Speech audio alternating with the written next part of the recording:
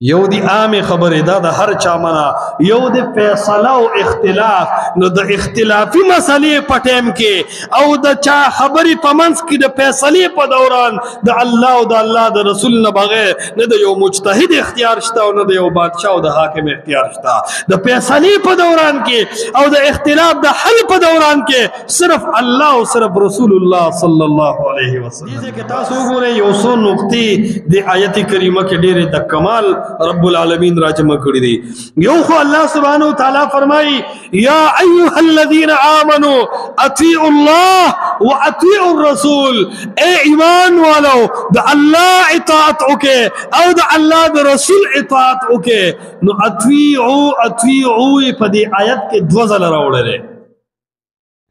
اشاره د دې خبره طرف ته چې د خبرې منلو قابل ذات دا صرف د رب العالمین ذات ته او دا صرف د محمد رسول الله صلی الله علیه وسلم هستی او ذات ده چې د دې اطاعت کولی شي دویم واولی الامر منکم دلته یو باریکه نکته ده چې اطیع الله او اطیع الرسول کې د الله او د رسول سره اطیع راوړو او اولی الامر منکم سره اطیع راوړو دغه نقطه صدا خبر د الله هم اومانه خبر د رسول الله هم اومانه خبر د بادشاہانو او د علماو هم اومانه د دریوالو خبرې منل دي خو الله سره اطیع وي رسول الله سره اطیع الرسول خو اولی الامر منکم سره اطیعوا اولی الامر منکم اونوی سو نکته ده یو خبره خدا ده چې د الله او د الله د رسول نه بغیر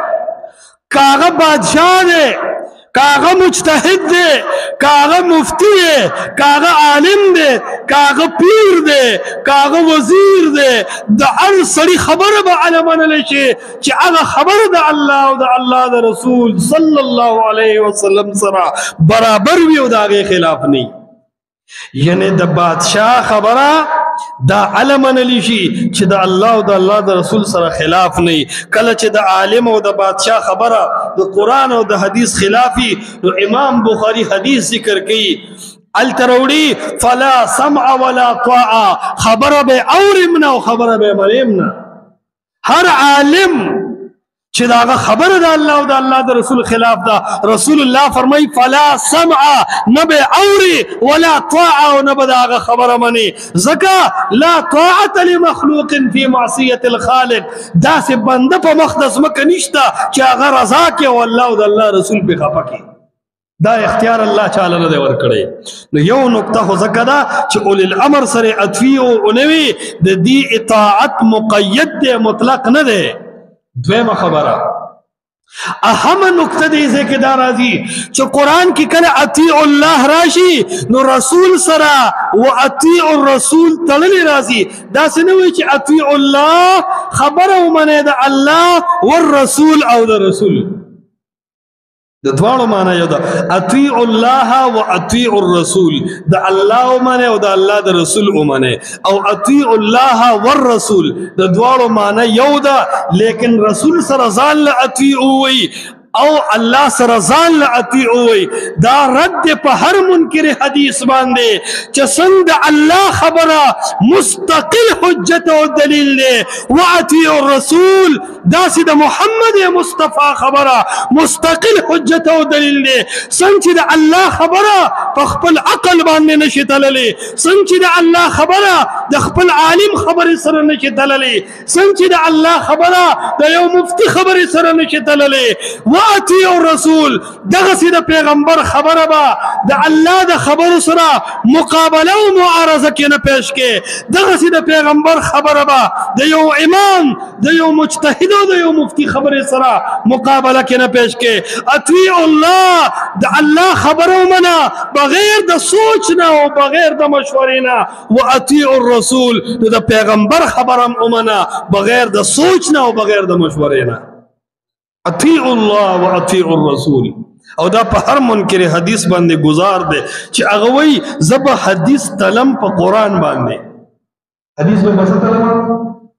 په قرآن باندې وای الله د تللو حکم کړی دی که رسول الله حکم کړی دی؟ الله وای اطیع الله، زما خبره چې منی بغیر چو چرای منی، و اطیع الرسول، څنګه چې د الله خبر د چا خبره سره نه تلی داسې به د محمد رسول الله خبره د بل چا خبره سره نه تلی.